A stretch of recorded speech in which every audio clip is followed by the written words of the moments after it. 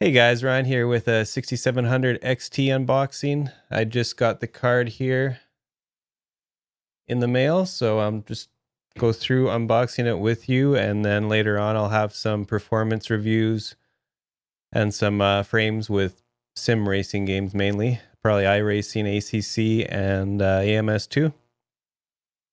So stay tuned for that, but now on to the unboxing. Okay, I'll have to beg your pardon for the gratuitous crotch shot there, but here's the box. This is the AMD reference model. I did cut the seal already, so sorry about that.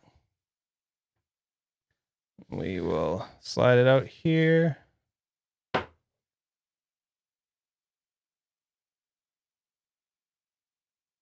It's kind of stuck. Okay, so branding here, mentioning the 1440p Ultimate Gaming AMD Fidelity FX, 12 gigs of memory, and PCI 4.0 ready. And looks like the top part here just comes off separately. Got a little manual card here with warranty info.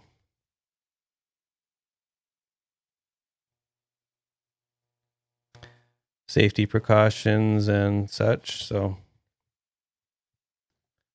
there you go. Nothing too fancy there. Put that in the box top away. And here we go. Naked card just in the foam. Again, this is a reference 6700 XT. It's actually still cold. I just got off the truck about an hour ago. It's about 0 degrees Celsius here where I live. Card is metal all around, feels like. Yeah, that's got the fins there. Looks like 4 or 8 pin and 6 pin PCIe connectors there for power. And as Gamers Nexus showed, there is a warranty void sticker on the back of the heatsink screw there. More fins, some fan connectors in here. Hopefully it's focusing all right. And there you have the ports here. Hopefully the camera focuses at some point.